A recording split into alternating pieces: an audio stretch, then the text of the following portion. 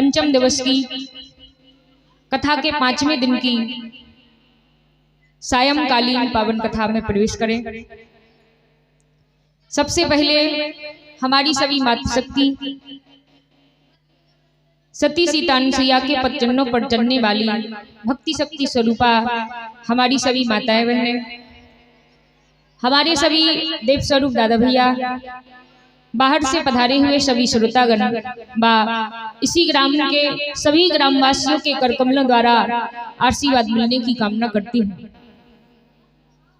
परम मंगलमय परात्पर अखिलेश्वर अकारण करना वर्णालय भक्तवांछा कल्पतरु तरिद्धित विनिंदित पीताम्बरधारी श्री बालकृष्ण लाल की वांगमयी प्रतिमूर्ति श्रीमद् भागवत कथा के पंचम दिवस की सायंकालीन पावन कथा में हम सभी प्रवेश करें और अपने इस जीवन को धन्य बनाएं, कृतार्थ करें।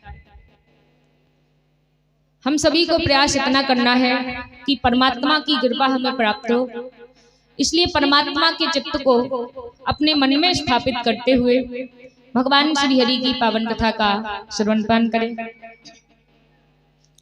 अच्छा, यहाँ पर ऐसे कितने भक्त हैं जो वास्तविक रूप से कथा सुनने के लिए आए हैं? एक बार हाथ खड़ा कीजिए, नीचा कर लीजिए। तो सभी से मेरा एक विनम्र निवेदन है कि शोर ना करें, सभी शांति से बैठे।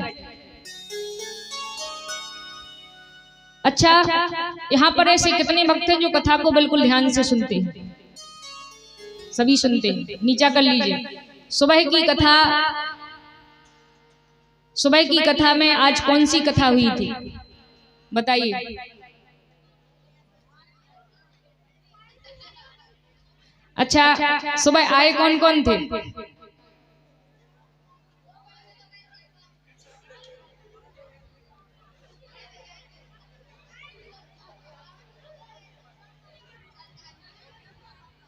ठीक है, देखिए ध्यान रखें, कथा सुनने के लिए जब हम आते हैं तो ऐसा नहीं कि भगवान की कथा में हम बैठे। हम बार बार कहते हैं कि अगर हमारा शरीर देखने के लिए मात्र यहीं बैठा हो और मन घूमने के लिए कहीं चला जाए तो फिर भगवान की कृपा होने वाली नहीं है। इसलिए जब तक आप कथा में बैठे तब तक आप सभी का मन भगवान की कथा में होना चाहिए। और अगर आप शांति से कथा का श्रवण पान करेंगे तो आप सभी को बड़ा आनंद आएगा, इसलिए शांति से बैठें। और आज बड़ी ही सुंदर भगवान श्री हरि की दधी माखन चोरी लीला है। हमारे बाके बिहारी लाल आप सभी के सामने आकर के मटकी को फोड़ेंगे, तो इसलिए सभी शांति से बैठें और भगवान श्री हरि की पावन कथा का आनंद लें।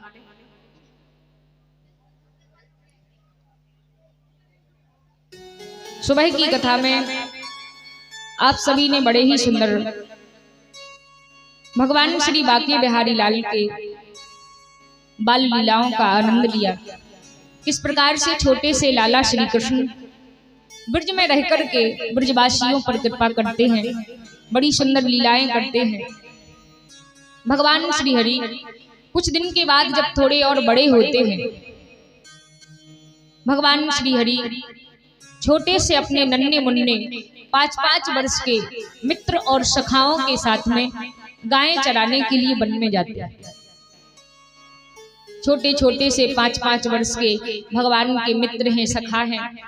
उन सभी मित्रों के साथ भगवान गायों को चराने के लिए वन में जाते हैं।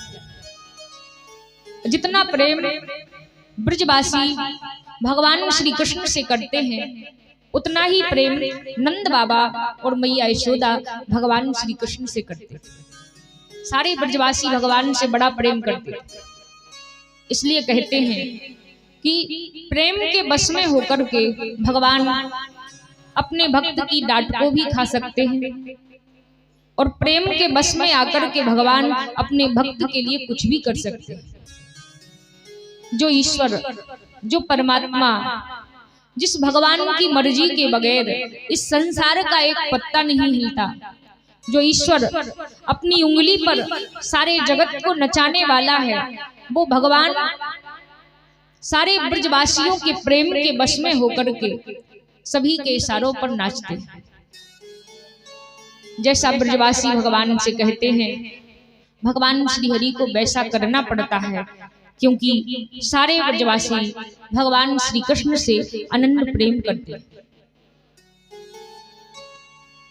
कुछ दिन के बाद में छोटे से लाला श्री कृष्ण अपने छोटे छोटे नन्हे मुन्ने सखाओं के साथ गौएं चराने के लिए वन में जाते हैं। भगवान जैसे ही गौचारण करने के लिए वन में निकलते, सारे ब्रज की गोपियां ग्वाल बाल ब्रज की गोपियां कुछ भी काम कर रही होती हैं, लेकिन जब पता चलता है कि श्री कृष्ण गौएं चराने के लिए गौचारण करने के लिए जा रहे हैं, तो सभी भगवान श्री हरि को देखने के लिए अपने अपने छतों पर चढ़ जाती हैं। कोई झरोखों से देखती हैं, कोई बाहर आकर के भगवान के सुंदर स्वरूप को देखते हैं। सभी भगवान से अनन्य प्रेम करती हैं।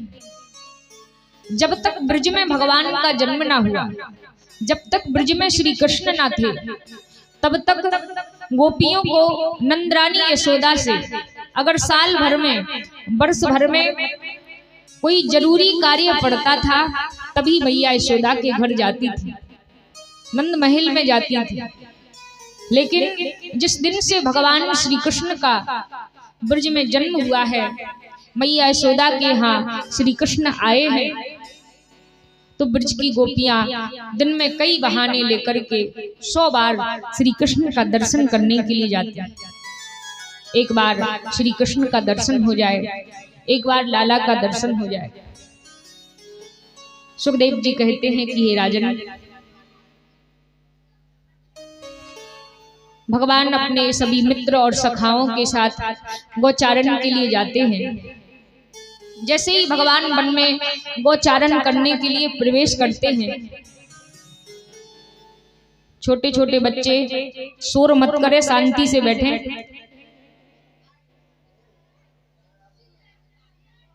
इन बच्चों को शांत करें। अगर आप शोर करते हैं तो कथा में विघ्न आता है, इसलिए सभी शांति से बैठे, शोर ना करें।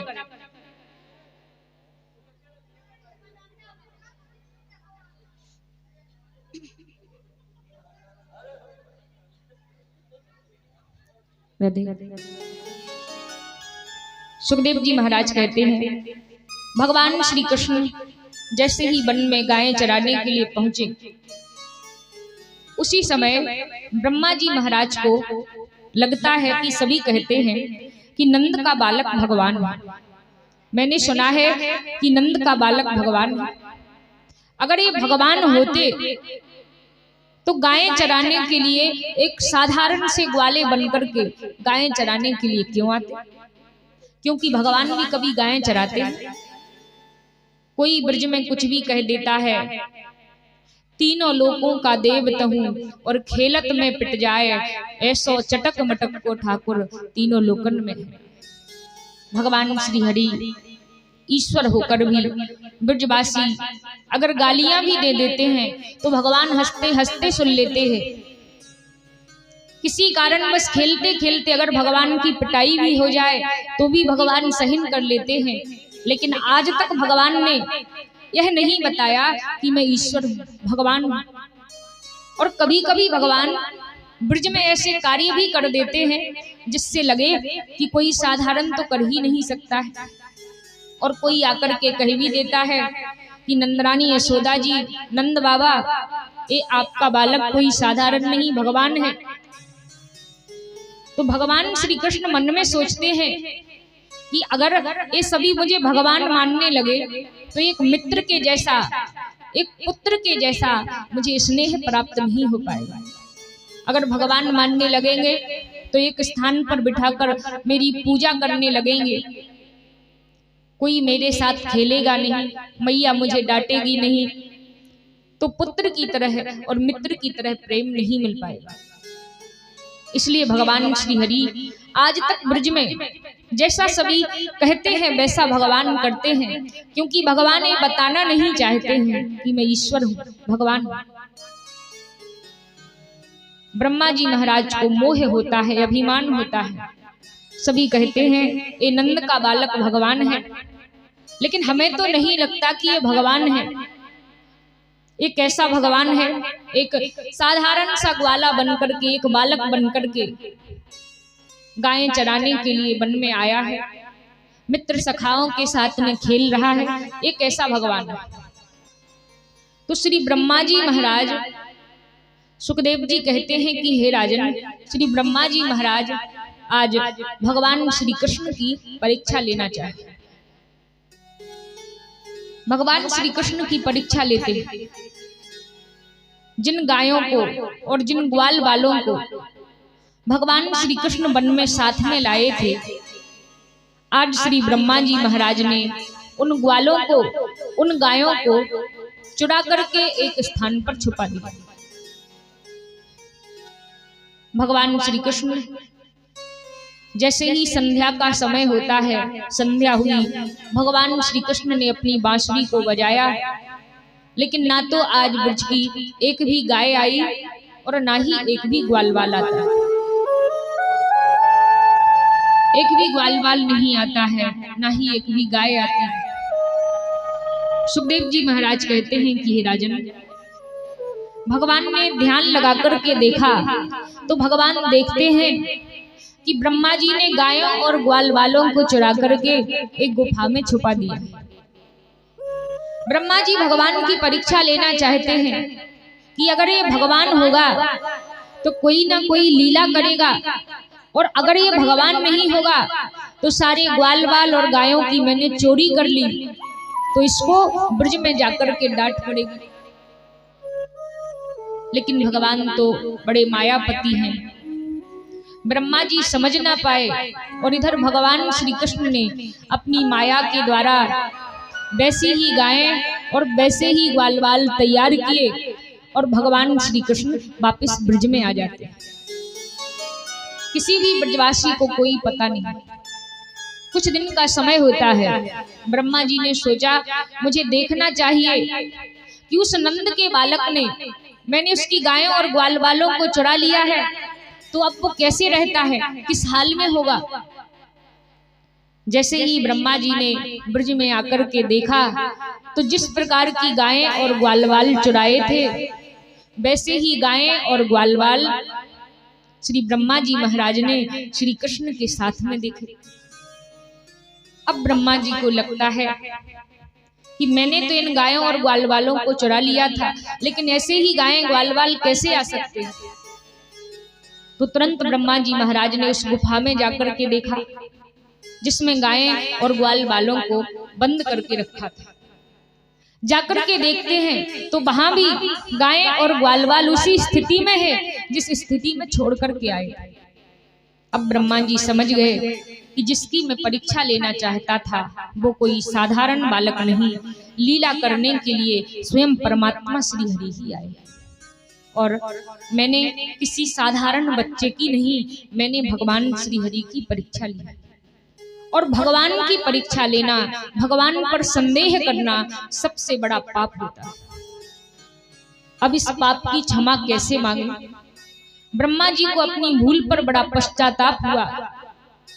अब ब्रह्मा जी ने सोचा कि क्षमा कैसे मांगे, तो कामधेनु गाय को आगे किए हुए श्री ब्रह्मा जी महाराज साष्टांग प्रणाम करते हुए वन में ही जहां भगवान श्री कृष्ण गौचारण कर रहे थे वहीं पहुंचते हैं और भगवान श्री कृष्ण से क्षमा मांगते। लेकिन कहते हैं कि हमारा कितना भी बड़ा कोई शत्रु हो, कोई दुश्मन हो, अगर वो हमारी शरण में आकर के हमसे क्षमा मांग लेता है तो भगवान कहते हैं उसको क्षमा कर देना ही एक महापुरुष का कर्तव्य होता है, उसको क्षमा कर देना चाहिए। तो भगवान श्री हरि ने ब्रह्मा जी को क्षमा किया कि आपने भूलवश, आपको नहीं पता था कि मैं भगवान की परीक्षा ले रहा हूं, आपको यही लगा था कि ये नंद का बालक कोई भगवान नहीं है, ये साधारण बालक है। जाइए ब्रह्मा जी, मैंने आपको क्षमा किया। उतनी छोटी सी अवस्था में भगवान श्री कृष्ण ने ब्रह्मा जी के अभिमान को, ब्रह्मा जी के मोह को नष्ट किया। कुछ दिन के बाद ब्रज में लीलाएं करते करते भगवान श्री कृष्ण थोड़े और बड़े होते हैं और अब भगवान श्री कृष्ण बड़ी ही सुंदर बांसुरी को बजाने लगते हैं। भगवान ब्रज में रहकर के इतनी सुंदर बांसुरी को बजाते हैं कि जैसे ही भगवान की वह मधुर वो सुंदर बांसुरी बाजती है तो ब्रज की गोपियां ग्वाल बाल जैसी स्थिति में होते हैं वैसी ही स्थिति में जिधर से जिस तरफ से बांसुरी की आवाज आती है उसी तरफ बांसुरी को सुनने के लिए दौड़ पड़ते हैं। जैसी स्थिति में होते हैं वैसी ही स्थिति में दौड़ पड़ते हैं। अगर कोई गोपी आंखों में काजल लगा रही हो और भगवान की बांसुरी बाज जाए तो अपनी सारी सुध-बुध खो बैठती है और जल्दी जल्दी आंखों का काजल अपने गालों पर लगा लेती है और भगवान की बांसुरी सुनने के लिए दौड़ पड़ती है। कोई गोपी अगर पायल पहन रही हो और उसी समय भगवान की बांसुरी बाजे तो पैरों की पायल गले का हार समझ करके अपने गले में पहन लेती है और भगवान की बांसुरी सुनने के लिए दौड़ पड़ती है। अगर कोई गोपी भोजन तैयार कर रही हो, भोजन परोस रही हो और उसी समय अगर कृष्ण की बांसुरी बाज जाए तो सारी सुध-बुध खो बैठती है।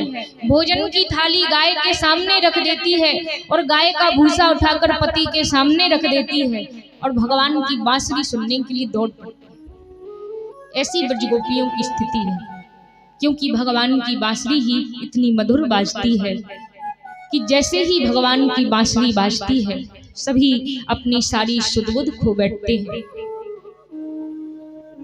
स्वयं जगत पिता परमात्मा जिसके हाथ में यह सारा संसार है, सारी प्रकृति जिस ईश्वर के वश में है, जो इस संसार का पालन पोषण भी करते हैं, इस संसार की उत्पत्ति भी करते हैं और समय आने पर इस संसार का संहार भी करते हैं, जिसके हाथ में सब कुछ है वो परमात्मा ब्रजवासियों के इशारों पर नाचते हैं।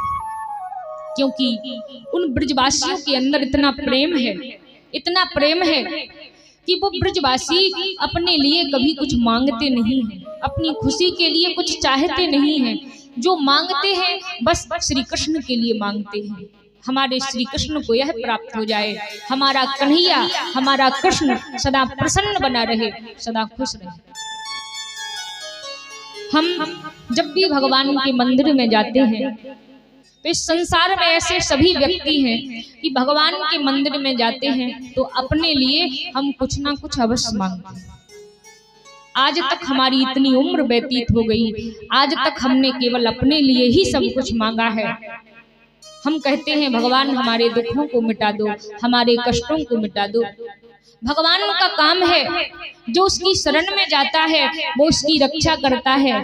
हम कहते हैं भगवान हमें ठीक कर दो, लेकिन कभी भगवान के मंदिर में जाकर के हमने भगवान से पूछा है कि प्रभु आप ठीक हैं? क्योंकि हम बस यही जानते हैं कि भगवान है, भगवान को कोई कष्ट नहीं होता है, भगवान को कोई दुख नहीं होता है। ऐसा नहीं है, भगवान को भी कष्ट होता है, भगवान को भी दुख होता है। जब भगवान के भक्त की आंख से दुख में अगर एक भी आंसू निकल आता है तो भक्त का एक आंसू निकलता है, लेकिन भगवान के उस समय 100 आंसू गिरते। भगवान को अपने भक्त के कष्ट को देख करके 1000 गुना कष्ट होता है। भगवान अपने भक्त से बड़ा प्रेम करते हैं, जिस प्रकार से एक माँ अपनी संतान से प्रेम करती है, जिस प्रकार से एक मछली जल से प्रेम करती है।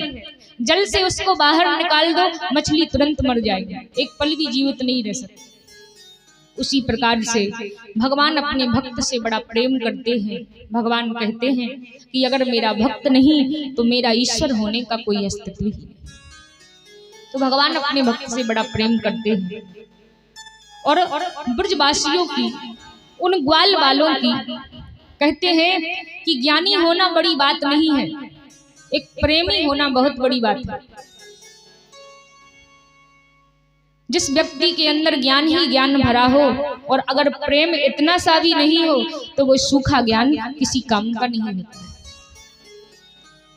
ज्ञान के साथ साथ हमें प्रेम होना भी अति आवश्यक है। और वो ब्रजवासी जो कभी पढ़े लिखे नहीं थे, उन्होंने भी भगवान श्री हरि को प्राप्त कर लिया।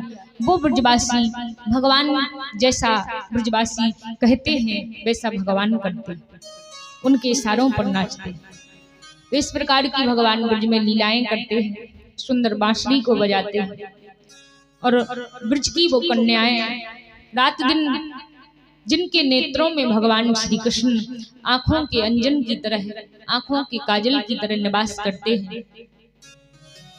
धन्या गोकुले कन्या वयमिहं मन्यामहे जगति यासामि नयनि सरोजि अंजनि भूतो निरंजनो वसति। वो ब्रज की गोकुल की सुंदरी कन्याएं गोपियां धन्य हैं, जिनके नेत्रों में रात दिन भगवान श्री कृष्ण आंखों के अंजन की तरह, आंखों के काजल की तरह निवास करते, बड़ा प्रेम करते। कुछ दिन के बाद जब भगवान श्री कृष्ण थोड़े और बड़े होते हैं, भगवान श्री कृष्ण किस प्रकार से ब्रज में रह करके बड़ी ही सुंदर लीलाएं करते हैं, कालिया नाग का मान मर्दन करते हैं। छोटी सी अवस्था में भगवान ने कालिया नाग का मान मर्दन किया, कालिया नाग पर कृपा की। तो आइए हम सभी कालिया नाग मान मर्दन की पावन कथा में प्रवेश करें। एक दिन भगवान श्री कृष्ण अपने मित्र सखाओं के साथ तन सुखा, मन सुखा, धन सुखा, श्रीदामा ऐसे भगवान के अनन्य मित्र थे।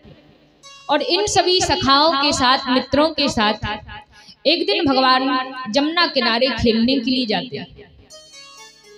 एक गेंद को लेकर के सभी मित्र खेल रहे हैं। खेलते खेलते वो गेंद भगवान श्री कृष्ण के हाथ में आती है, क्योंकि आज भगवान को पता है कि जमुना जी के जल को जिसने पिया है उसकी मृत्यु हो गई। भगवान ने उन पर कृपा की, उन्हें जीवित तो कर दिया, लेकिन भगवान ने ध्यान लगा करके देखा कि जमुना जी में विषैला कालिया नाग रहता है और उसके विष के कारण जमुना जी का सारा जल विषैला हो चुका है। तो भगवान ने सोचा कुछ ना कुछ लीला करनी है और इस कालिया नाग का मान मर्दन करना है, उसे यहाँ से कहीं और जाने के लिए कहता। भगवान ने सोचा कि बिना किसी कारण के ऐसे ही प्रवेश कर जाऊंगा जमुना जी में तो सभी मुझे रोक देंगे, और अगर मैं ये कहता हूँ कि इसमें कालिया नाग रहता है तो सभी मुझसे पूछेंगे कि तुझे कैसे पता, और अगर मैंने बता दिया तो सभी मुझे भगवान मानने लगेंगे, फिर सभी मेरी पूजा करेंगे, मित्र के जैसा प्रेम नहीं करेंगे, मित्र के जैसे मेरे साथ खेलेंगे नहीं। तो भगवान गेंद से खेल रहे, खेलते खेलते भगवान के हाथ में गेंद आती है। भगवान ने उस गेंद को लेकर के इतनी जोर से फेंका कि वो गेंद सीधी जाकर के जमुना जी में गिर जाती है। गेंद जमुना जी में गिरी और वो गेंद सुदामा जी की थी। सुदामा जी कहते हैं, देख कन्हैया, मेरी गेंद जमुना जी में गिर गई है, तू मेरी गेंद को वापस ला दे। भगवान ने कहा, अरे सुदामा, गेंद जमुना जी में गिर चुकी है। कन्हैया के मित्र बोले, सुदामा क्या कह रहे हो, गेंद जमुना जी में गिरी है, कन्हैया कैसे ढूंढेगो, कैसे लाएगो।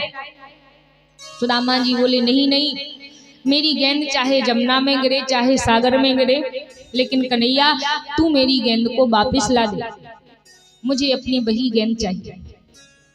भगवान ने कहा, ठीक है। सुदामा की बात को सुनकर के भगवान श्री कृष्ण एक कदम की डाल पर चढ़ जाते हैं और उस कदम की डाल के ऊपर से सीधे भगवान जमुना जी में कूद जाते हैं।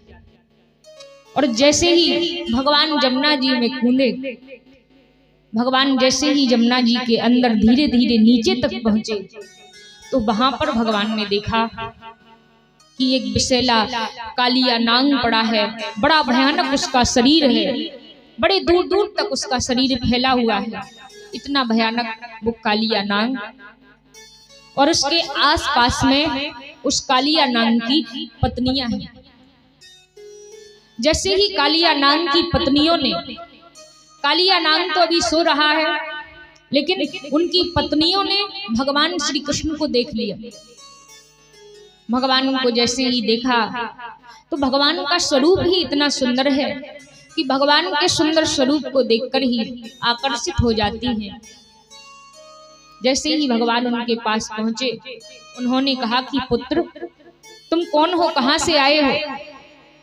ऐसे तो लगते नहीं कि किसी मृत्यु लोक के प्राणी हो, क्योंकि किसी मृत्यु लोक के प्राणी में इतनी शक्ति नहीं कि वो यहाँ तक जीवित आ सके। तुम ऐसे लगते हो क्या कोई देवता हो, कोई गंधर्व हो? भगवान ने कहा, नहीं माताओं, मैं नंद का बालक हूँ, श्री कृष्ण मेरा नाम है। जैसे ही उन्होंने भगवान के मुख से, इतने सुंदर बालक के मुख से माता का शब्द सुना, प्रसन्न हो जाती हैं। पुत्र, तुमने अपनी बाणी से हमें माता कहा है, हम बड़े प्रसन्न हैं, और तुम तो हमें प्राणों से भी अधिक प्रिय हो गए हो, क्योंकि तुम्हारी बाणी ही इतनी मधुर है, तुम स्वरूप से ही इतने सुंदर हो। भगवान उनसे कहते हैं कि देवियों, जाओ और आप जाकर के अपने पति कालिया नाग से कह दो कि वो जमुना जी को छोड़ करके चला जावे, क्योंकि उसके विष के कारण, जहर के कारण सारी जमुना जी का जल विषैला हो गया। जो भी इस जल को पीता है उसकी मृत्यु हो जाती है। तो देवियों, जाओ और आप अपने पति कालिया नाग को समझा दो कि वो जमुना जी को छोड़ करके चला जावे। कालिया नाग की पत्नियों ने कहा, देखो पुत्र, तुमने हमें माता कहा है, इसलिए हम तुम्हारी माता होने के नाते तुमसे एक निवेदन करती हैं कि पुत्र, तुम्हारी अवस्था भी बहुत छोटी है, तुम हमारे पतिदेव के क्रोध को नहीं जानते। अगर उनकी नींद खुल गई तो पुत्र, वो तुम्हें जीवित नहीं छोड़ेंगे, इसलिए तुम जितने जल्दी हो सके यहाँ से वापस चले जाओ। भगवान ने कहा कि नहीं देवियों, आप जाकर के अपने पति से कह दीजिए, और अगर आप नहीं कह सकती तो फिर मुझे जाने दीजिए। कालिया नाग की पत्नियों ने भगवान को बहुत रोका, लेकिन भगवान नहीं माने, और जिस स्थान पर कालिया नाग सो रहा था, भगवान वहां पर पहुंचे और भगवान बड़ी जोर से उसको ललकारते, अरे दुष्ट, तू यहाँ पर गहरी निद्रा में सो रहा है और तुझे पता नहीं कि तेरे विष के कारण, तेरे जहर के कारण जमुना जी का जल विषैला हो गया है। जो भी इसे पीता है उसकी मृत्यु हो जाती है। जा, जमुना जी को छोड़कर कहीं और चला जा। कालिया नाग की जैसे ही नींद खुली, क्रोध में तना हुआ भगवान श्री हरि से युद्ध करता है। बड़ा भयानक युद्ध होता है। युद्ध करते करते कालिया नाग हार जाता है, थक जाता है, तो भगवान की विनती करता है, हे प्रभु, अब मैं समझ गया कि आप कोई साधारण बालक नहीं, आप साक्षात सर्वेश्वर श्री हरि परमात्मा श्री कृष्ण। हे नाथ, मैं समझ गया, क्योंकि मुझे हराने की शक्ति इतने छोटे से किसी और बालक में नहीं हो सकती। आप ईश्वर हैं भगवान। भगवान ने कहा कि देखो कालिया नाग, मैं तुमसे प्रेम से कहता हूँ कि तुम यहाँ से छोड़ करके जमुना जी को कहीं और चले जाओ। कालिया नाग ने कहा कि प्रभु, मैं जमुना जी को छोड़ करके चला तो जाता, लेकिन अगर मैं यहाँ से चला जाऊंगा तो गरुड़ देव जी मुझे खा लेंगे, मुझे मार डालेंगे, मुझे छोड़ेंगे नहीं। भगवान ने पूछा, इसका क्या कारण है? तो कालिया नाग ने कहा कि हे प्रभु, मेरी माताएं दो बहनें थी, एक का नाम था कद्रू और एक का नाम था विनीता। मेरी माता कद्रू के गर्भ से हम बहुत से सर्प भाइयों का जन्म होता है, और जो हमारी माता, हमारी मौसी जी विनीता थी, उनके गर्भ से गरुड़ का जन्म होता है। किसी कारण बस एक दिन हमारी माताओं में, दोनों बहनों में आपस में झगड़ा हो जाता है, और माताओं के झगड़े के उस बैर के कारण गरुड़ ने मेरे सभी सर्प भाइयों को खा लिया, सबको मार डाला। केवल मैं ही अपने प्राण बचा करके भाग रहा था। गरुड़ मेरे पीछे पीछे मुझे खाने के लिए, मारने के लिए आ रहा था। प्राण बचाते बचाते जैसे ही मैं यहाँ जमुना जी के पास आया, मुझे पता चला कि गरुड़ जमुना जी के इस स्थान पर नहीं आ सकते हैं, उन्हें श्राप है। क्योंकि एक बार जांजलि मुनि यहाँ पर तपस्या कर रहे थे।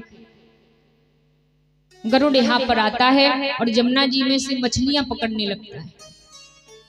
उन ऋषिवर ने गरुड़ से कहा कि देखो गरुड़, तुम यहाँ से वापस चले जाओ, मेरी तपस्या में बाधा आती है, और किसी जीव को मत खाओ, किसी जीव को मत मारो, जीव हत्या मत करो।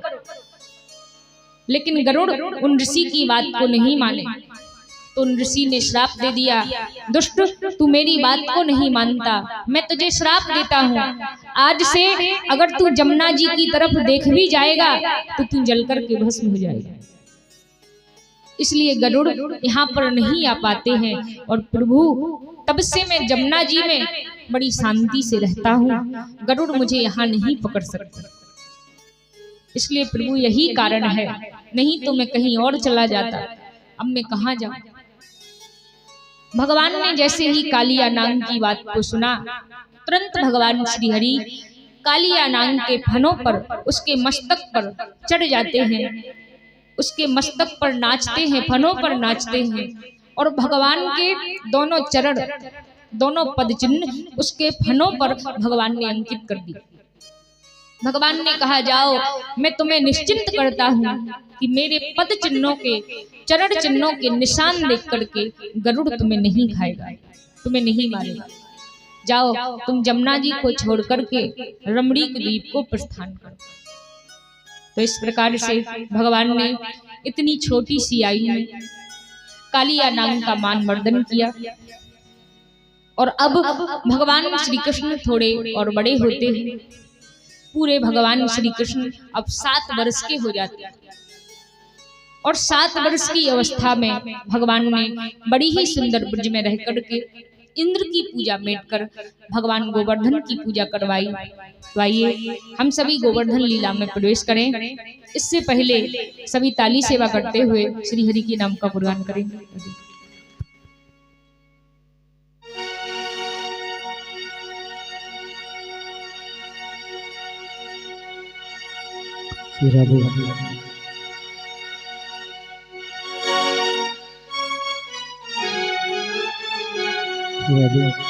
वृंदावन धाम अपार,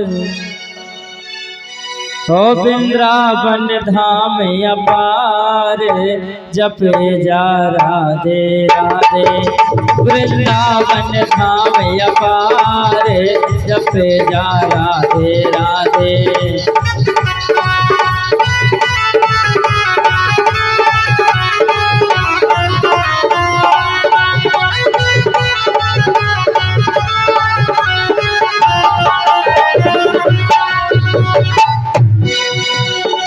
वृंदावन धाम अपार, रटे जा राधे राधे।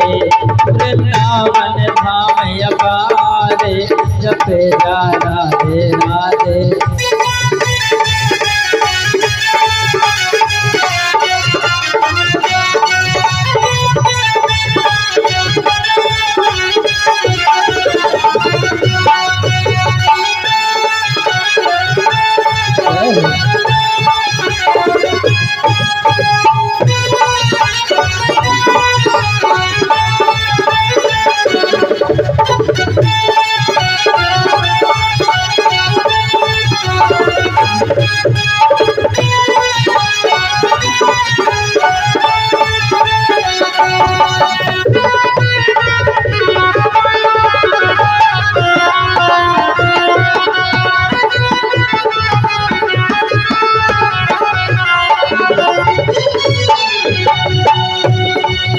जपे जा राधे राधे, रटे जा राधे राधे। जपी जा राधे राधे, भजे जा राधे राधे जपे जा राधे राधे रटे जा राधे राधे भजे जा राधे राधे रटे जा राधे राधे राधा अलबेली सरकार जपे जा राधे राधे राधे अलबेली सरकार रटे जा राधे राधे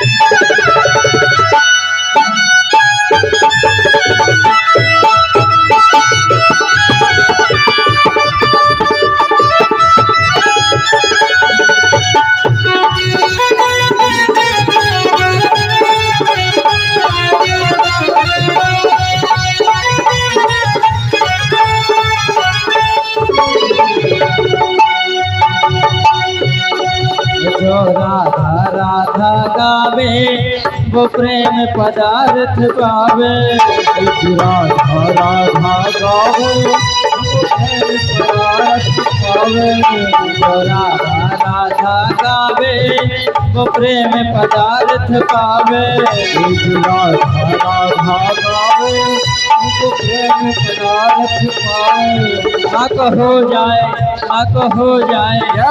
हो जाए बीड़ा पार जपे जा राधे राधे हो जाए बीड़ा पार राधे राधे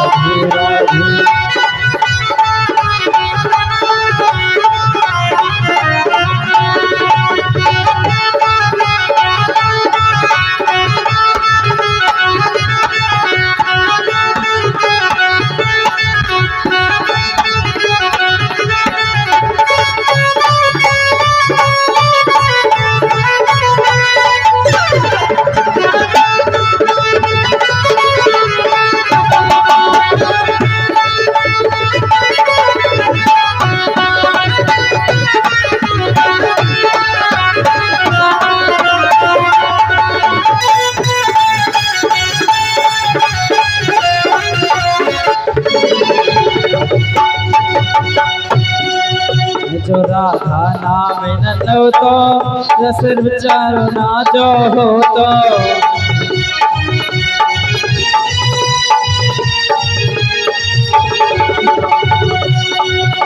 जो राधा नाम न हो तो रस राज विचारो रो तो राधा नाम न हो तो रस राज विचारो रो तो जो राधा नाम न हो तो रस राज विचारो रो तो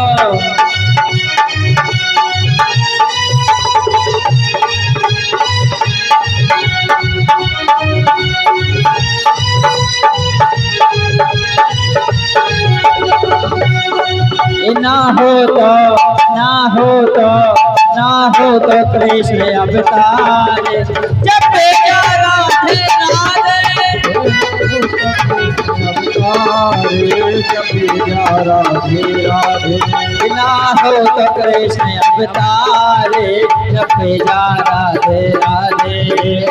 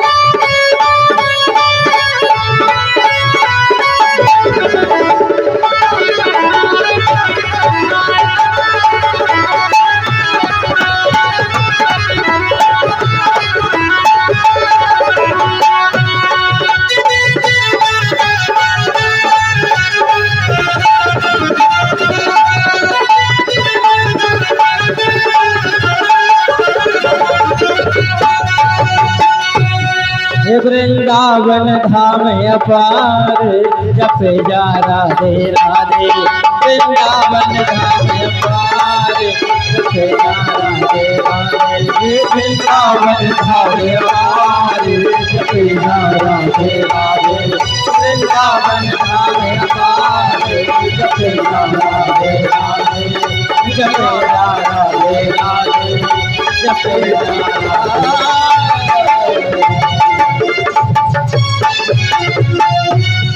बोलिए श्री बांके बिहारी लाल की जय हो। राधे। और देखिए जो यहाँ पर मटकी बंधी है, कल आपको बताया गया था और सुबह भी बताया था कि जो यहाँ पर मटकी बंधी है, इस मटकी की बोली लगाई जाएगी, डाक बोली जाएगी। जिस भी सज्जन की डाक सबसे आगे जाएगी, आज ठाकुर जी उसी के कंधे पर बैठ कर के मटकी को फोड़ेंगे। तो मैं देखना चाहती हूँ ऐसा कौन सा भक्त है, किसमें इतनी शक्ति है जो ठाकुर जी को अपने कंधे पर बिठाकर मटकी फोड़वाने का सामर्थ्य रखता है। और ऐसा समय बार बार प्राप्त नहीं होता है। इसलिए जो भी सज्जन डाक को बढ़ाना चाहे, डाक बुलवाना चाहे, तो मंच के पास आकर के अपना नाम लिखवा सकते हैं। राधे। आइए तो हम सभी पुनः भगवान श्री हरि की पावन कथा में प्रवेश करें।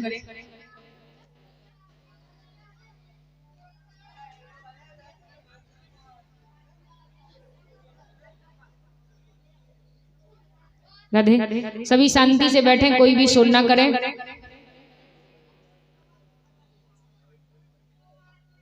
आइए तो हम सभी पुनः भगवान श्री हरि की पावन कथा में प्रवेश करें। अभी चूंकि थोड़ा समय है, आध घंटे का समय है, इसलिए जो भी भक्त डाक को आगे बढ़ाना चाहें तो आप डाक को बढ़ा सकते हैं।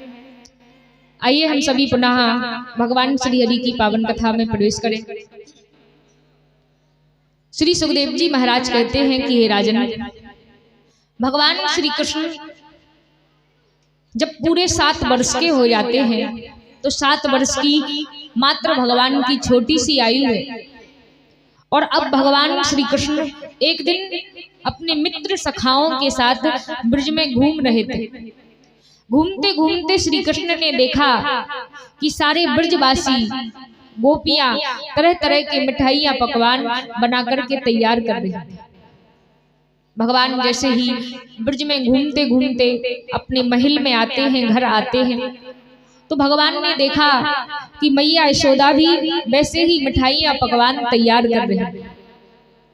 भगवान ने मैया से पूछा कि मैया, हमारे ब्रज में कौन सा उत्सव मनाया जा रहा है कि सभी कोई त्योहार आने वाला है, सभी तरह तरह के मिठाइयां पकवान बना करके तैयार कर रहे हैं।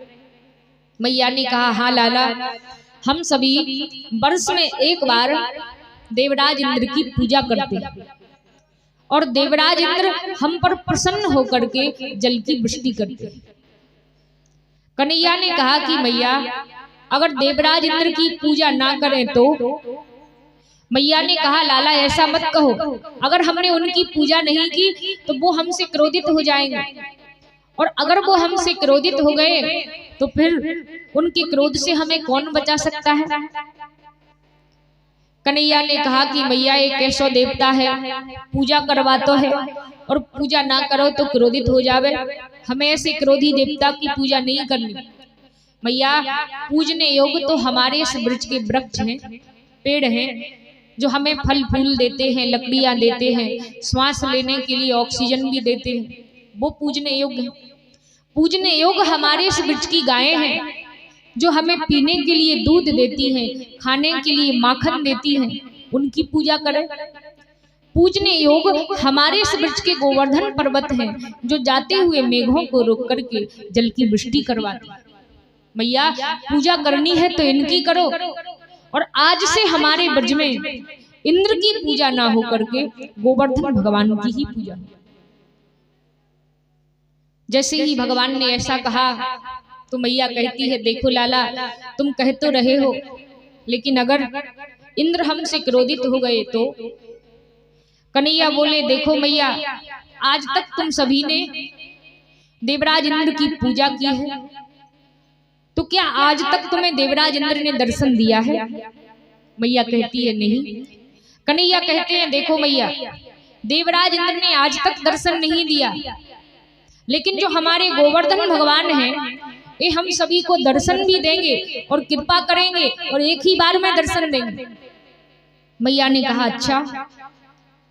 कन्हैया कहते हैं देखो मैया, गोवर्धन भगवान दर्शन देंगे और हम उनसे जो मांगेंगे वो भी हमें देंगे, तो हम गोवर्धन भगवान की पूजा करें। मैया ने कहा ठीक है लाला, हम तुम्हारी बात को मानते हैं, बताओ उनकी पूजा कैसे कैसे करनी चाहिए।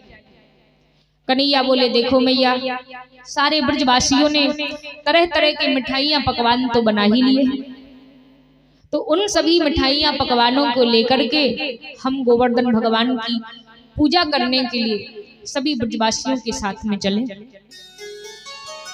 कन्हैया सभी ब्रजवासियों को, नंद बाबा को, मैया यशोदा को साथ लेकर के गोवर्धन भगवान के पास पहुंचे।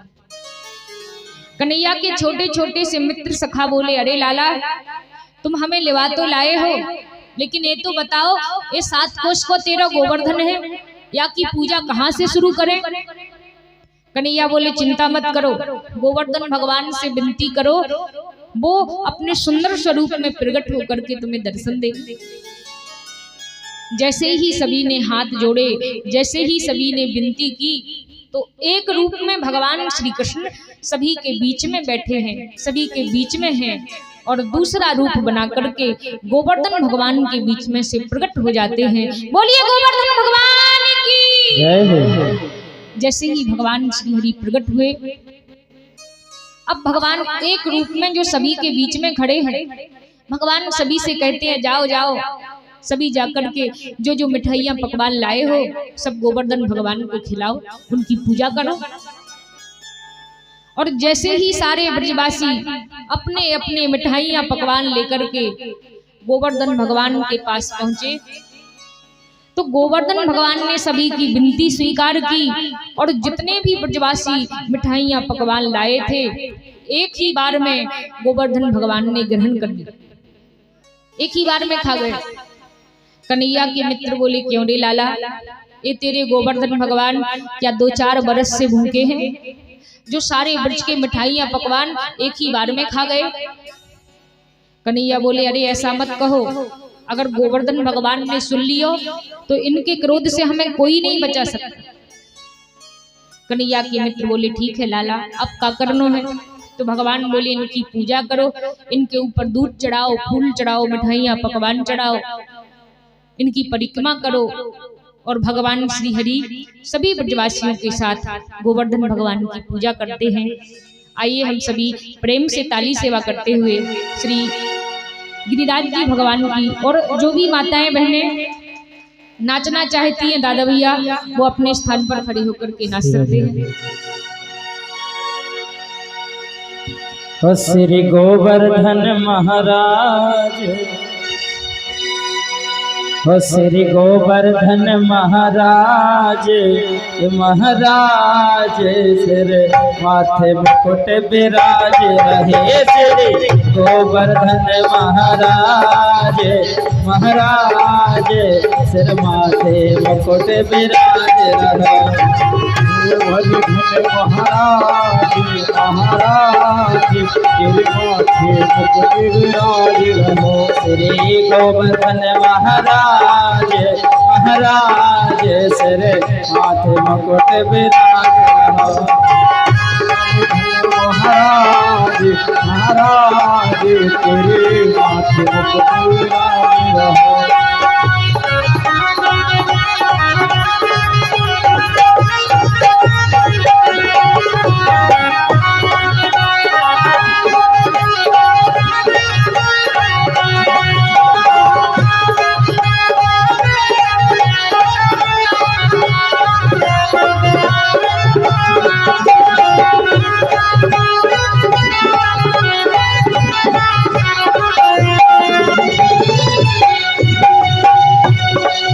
श्री गोवर्धन महाराज, महाराज सिर माथे मुकुट विराज रहो। गोवर्धन महाराज, महाराज सिर माथे मुकुट विराज रहो।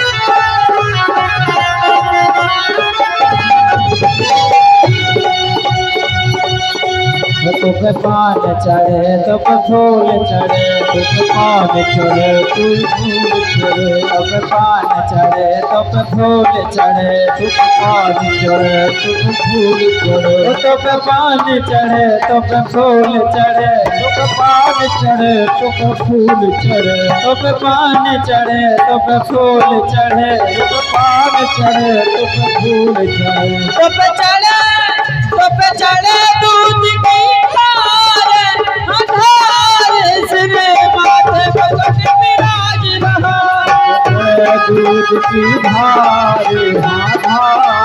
सिर माथे भगत विराज रहा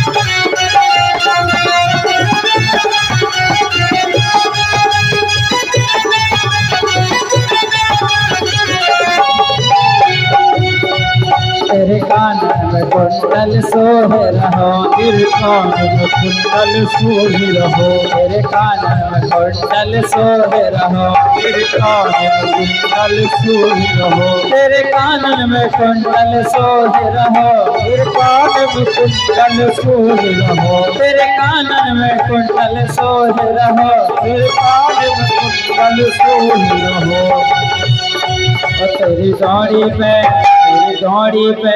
तेरी डोरी पे हीरा लाल हलाल सिर माथे मुकुट विराज रहो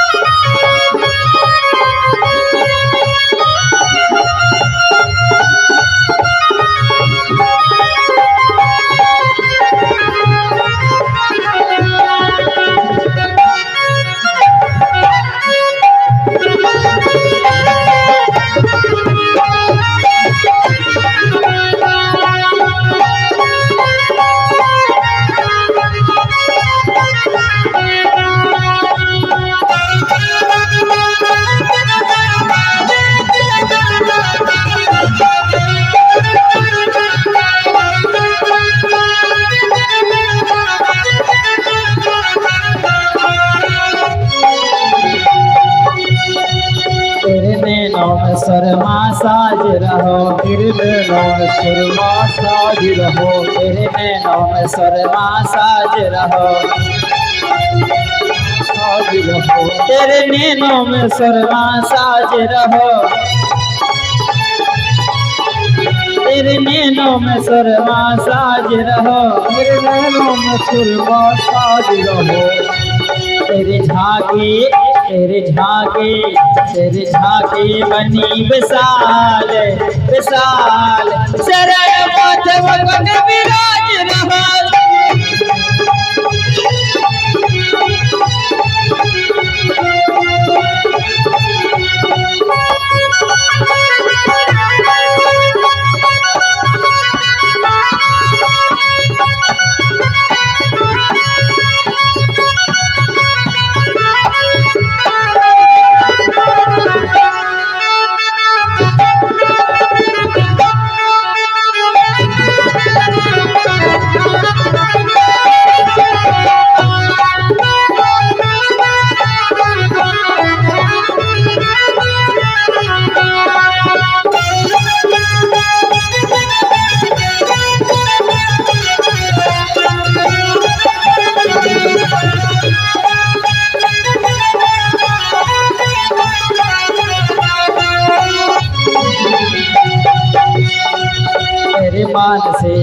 गंगा निकट बहे, तेरे मान से गंगा निकट बहे, ओ तेरे मान से गंगा निकट बहे,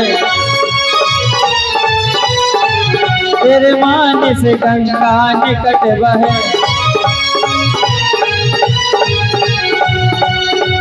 जब लागे जब लोग करें स्नान तेरे माथे मुकुट विराज रहा,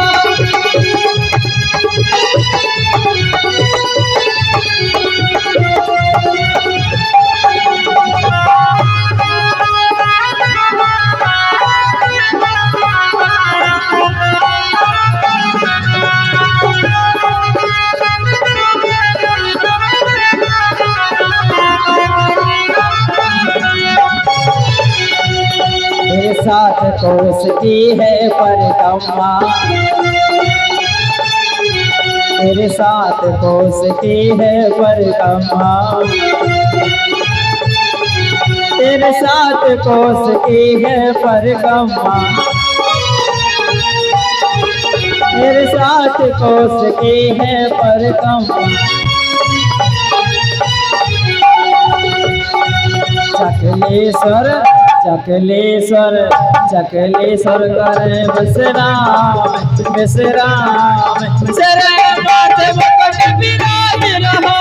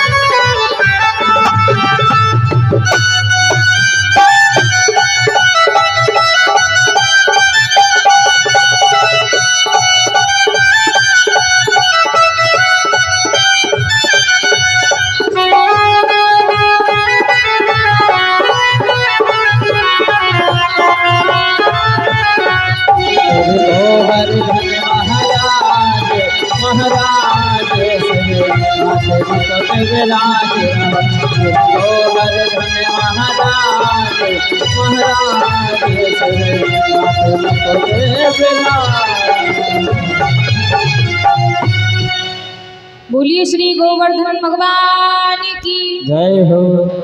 सभी शांति से अपने अपने यथा स्थान पर विराजमान हो जाएं।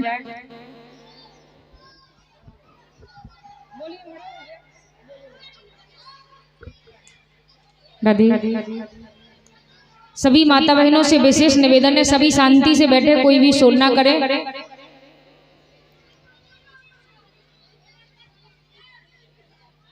छोटे छोटे बच्चे जो इस तरफ बैठे हैं सभी शांति से बैठे, शोर ना करें। आइए हम सभी पुनः भगवान श्री हरि की पावन कथा में प्रवेश करें। श्री सुखदेव जी महाराज कहते हैं कि राजन, भगवान श्री कृष्ण सारे ब्रजवासियों से श्री गोवर्धन भगवान की पूजा करवाते हैं, और जैसे ही पूजन करवा करके सभी ब्रजवासियों के साथ भगवान श्री कृष्ण जब वापिस ब्रज में आए, देवराज इंद्र को पता चलता है कि नंद के लाला ने, नंद के बालक ने मेरी पूजा मेटकर गोवर्धन भगवान की पूजा करवाई है। तो इंद्र को बड़ा क्रोध आता है और इंद्र महाप्रलय का जल बरसाने वाले अपने सावर्तक मेघों को खोल देते।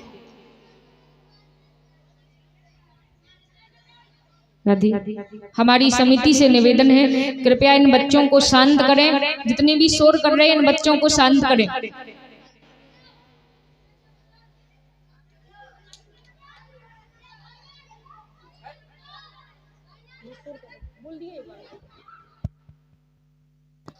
श्री राधे। सही बाल गोपाल शांति से बैठे।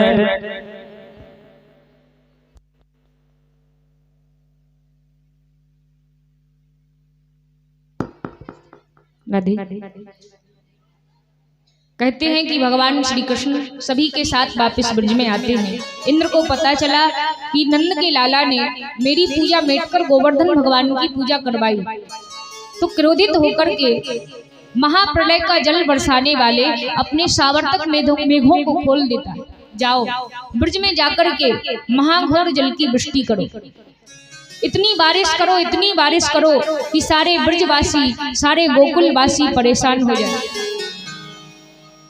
सुखदेव जी कहते हैं कि हे राजन, महाप्रलय का जल बरसाने वाले सावर्तक मेघ महाघोर जल की वृष्टि करते, और जैसे ही महाघोर जल की वृष्टि हुई, सभी ब्रजवासी, सभी गोकुलवासी घबरा जाते हैं।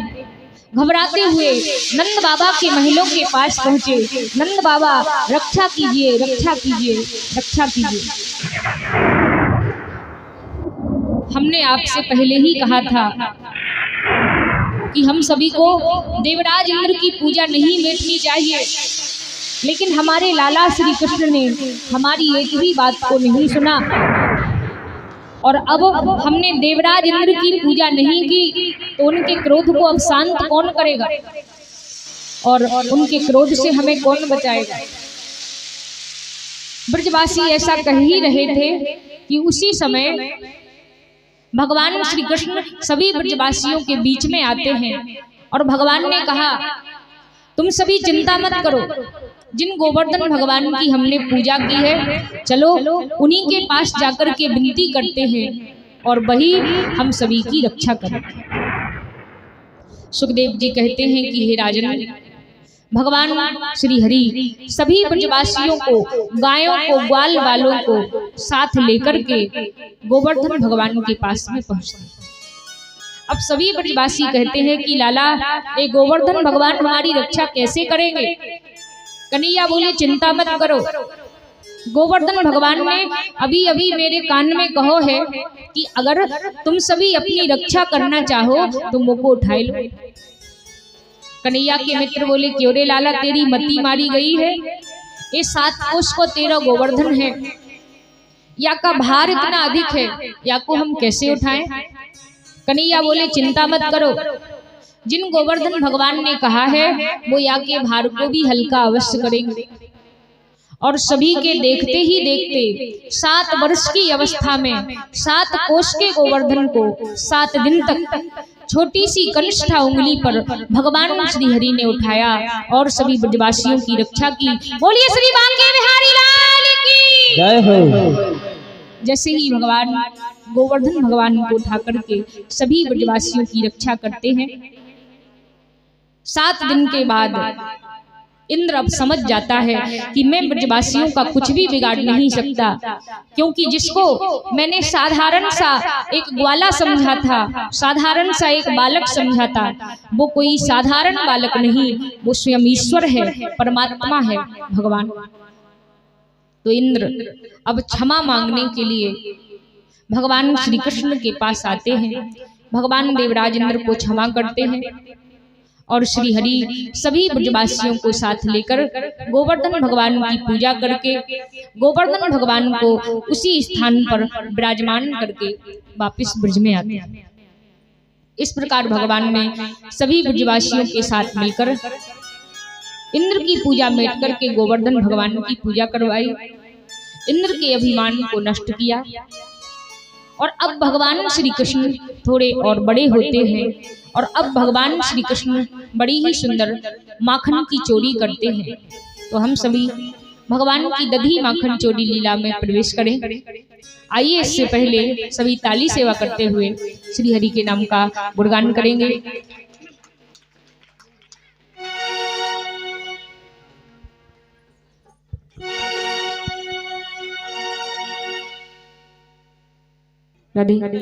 आइए तो हम सभी पुनः भगवान श्री हरि की पावन कथा में प्रवेश करें। और जो यहाँ पर मटकी बंधी है, इस मटकी की बोली लगाई जाएगी, डाक बोलेगी। जिस भी सज्जन की डाक सबसे आगे जाएगी, आज ठाकुर जी उसी के कंधे पर बैठ कर के मटकी को फोड़ेंगे। तो जो भी डाक को आगे बढ़ाना चाहे डाक को बढ़ा सकते हैं। आइए इससे पहले सभी ताली सेवा करते हुए श्री हरि के नाम का गुणगान करेंगे। रात श्याम सपने में आए, रात श्याम सपने में आए, भैया पी गए, भैया पी गए, भैया पी गए, रात श्याम सपने में आए, हो श्याम सपने में आए, तैरा पी गए, तैरा पी गए, श्याम सपने में आए।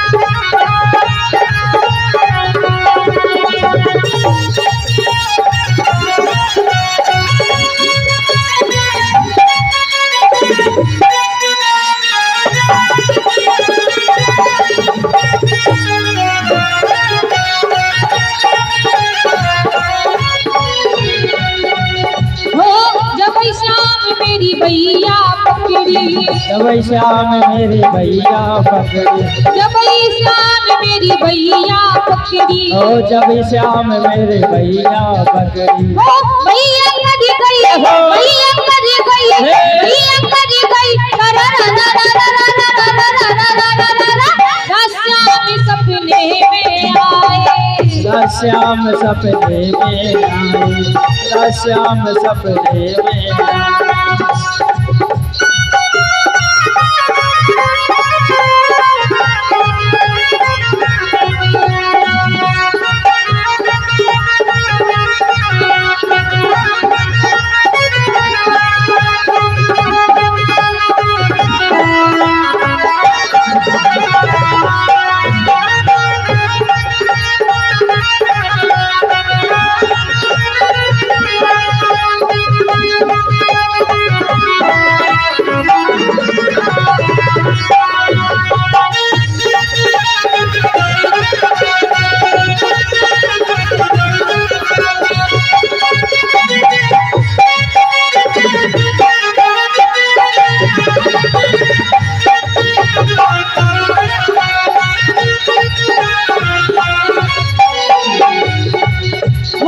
जब श्याम मेरी चुनरी झटकी, जब श्याम मेरी चुनरी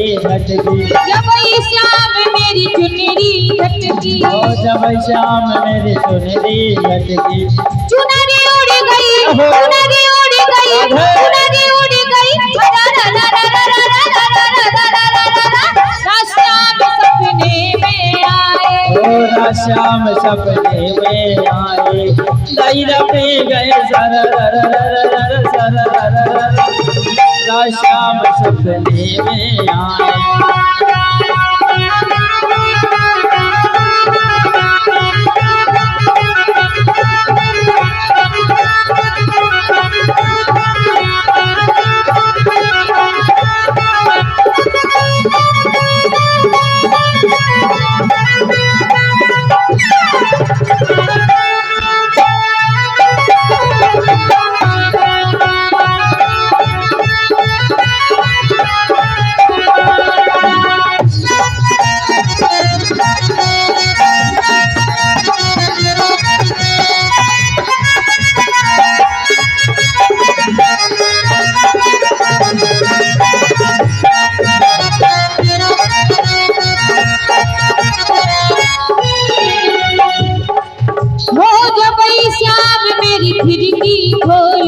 जब श्याम मेरे खिड़की खोली, ओ जब श्याम मेरी खिड़की खोली, ओ जब श्याम मेरी खिड़की खोली, ओ खिड़की कज गई, खिड़की कज गई, खिड़की कज गई, श्याम सपने में आए, श्याम सपने में आए, श्याम सपने में।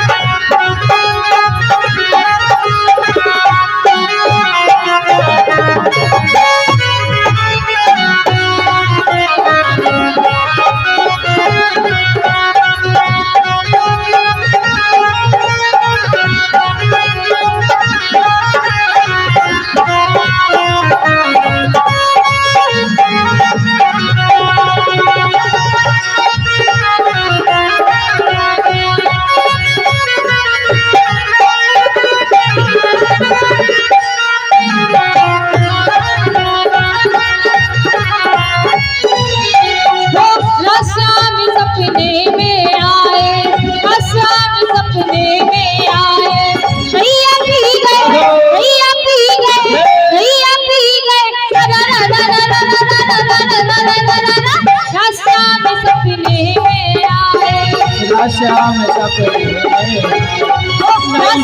सपने में आए, श्याम सपने में आए, श्याम सपने में आए, श्याम सपने में आए, श्याम सपने में आए। बोलिए बंसी वाले की जय। श्री राधे। और तो हम सभी पुनः भगवान श्री हरि की पावन कथा में प्रवेश करें और बड़ी ही सुंदर भगवान श्री हरि की दधी माखन चोरी लीला में प्रवेश करें।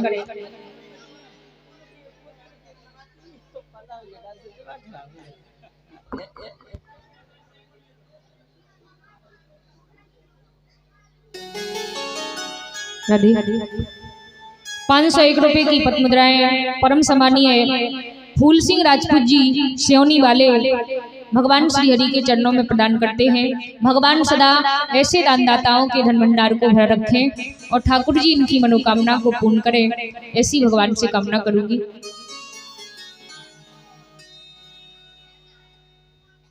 राधे। सभी बच्चे शांत रहें। अच्छा, यहाँ पर ये बच्चे बैठे, आपको चॉकलेट पसंद है? हाथ खड़ा कीजिए, किन किन को नीचा कर लीजिए। जिन जिन को चॉकलेट चाहिए वो शांति से बैठे, शोर ना करें, अभी बटेंगे।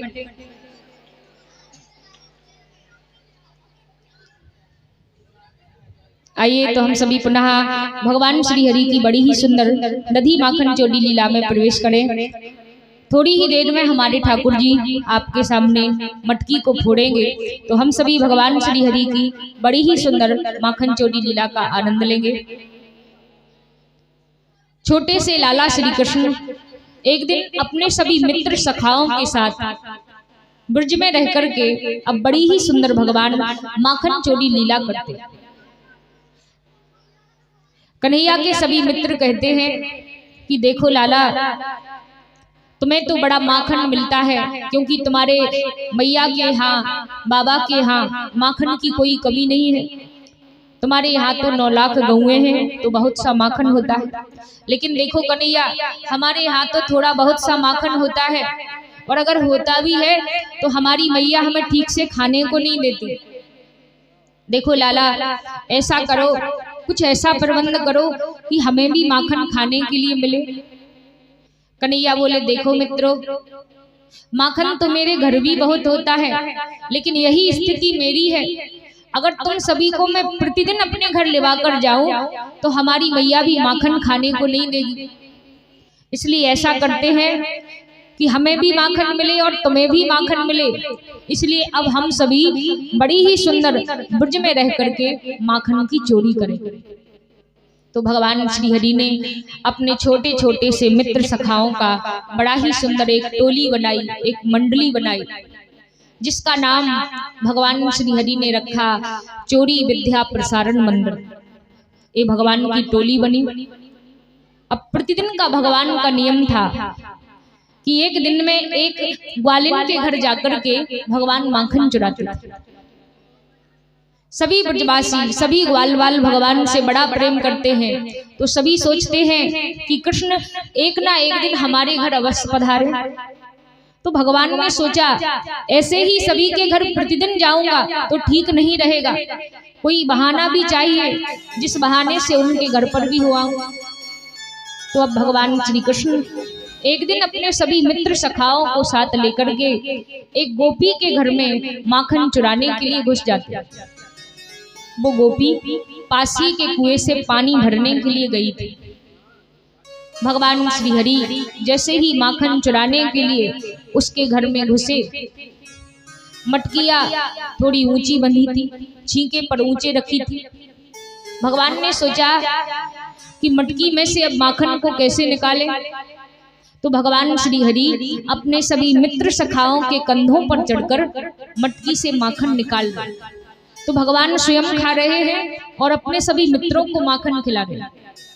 अब भगवान खाने खिलाने में इतने मग्न हैं कि भगवान ने ये तक नहीं देखा कि गोपी आ गई।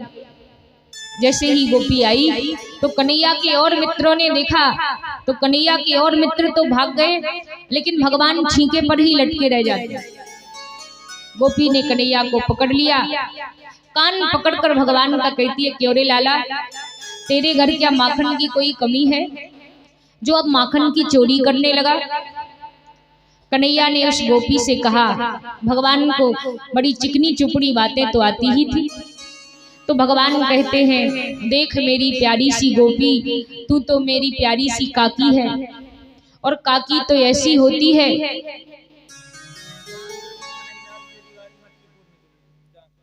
काकी तो ऐसी होती है कि प्यार से गोदी में बिठाती है, माखन खिलाती है और कहती है और खा मेरे लल्ला और खा।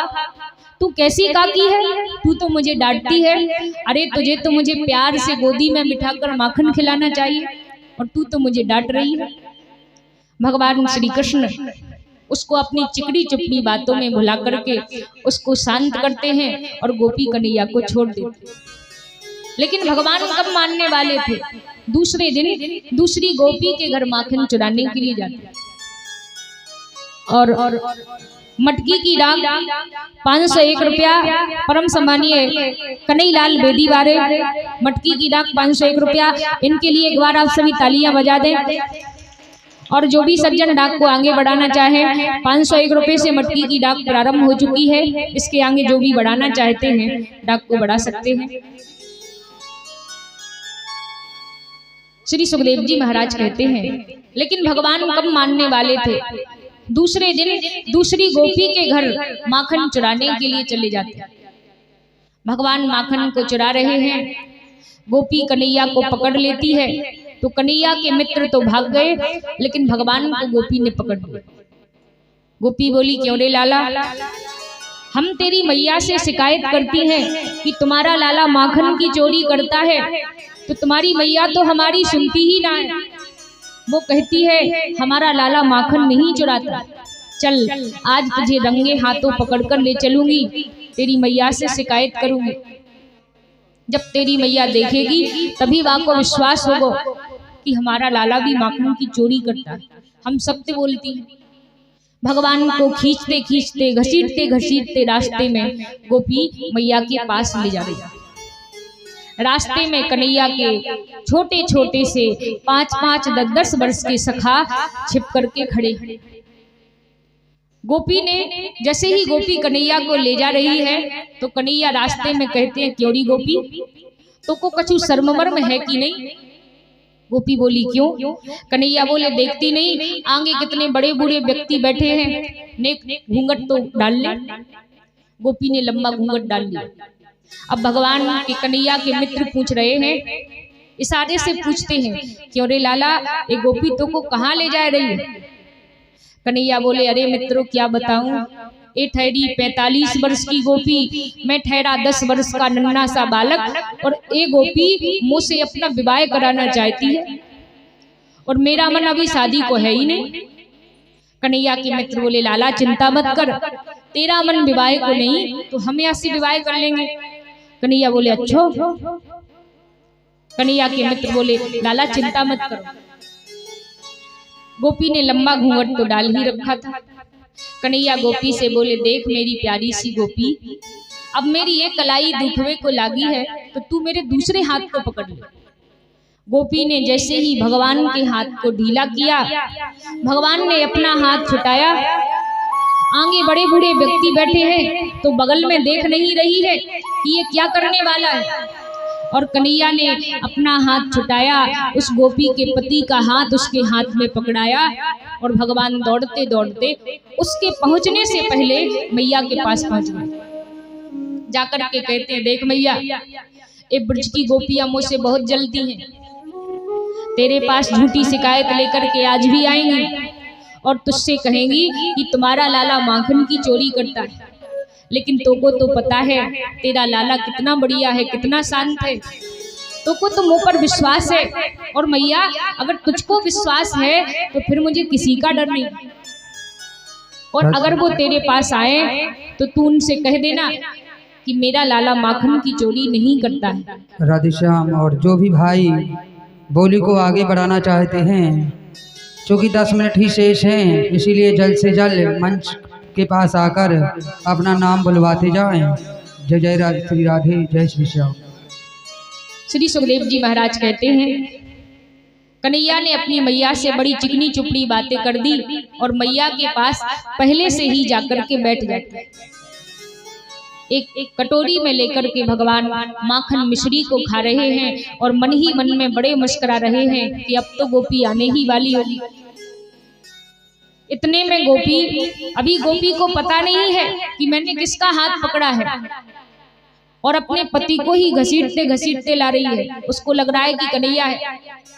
जैसे ही घर पर पहुंची बड़ी जोर जोर से कहती है, बड़े गुस्से में थी, अरे नंदरानी जी सुनिए तो सही, तुम मुझसे बार बार कहती थी मेरा लाला माखन की चोरी नहीं करता, नेक बाहर निकल कर के तो देखो या की करतूत। तेरे लाला को आज मैं रंगे हाथों पकड़ कर लाई हूँ, ये माखन की चोरी कर रहा था।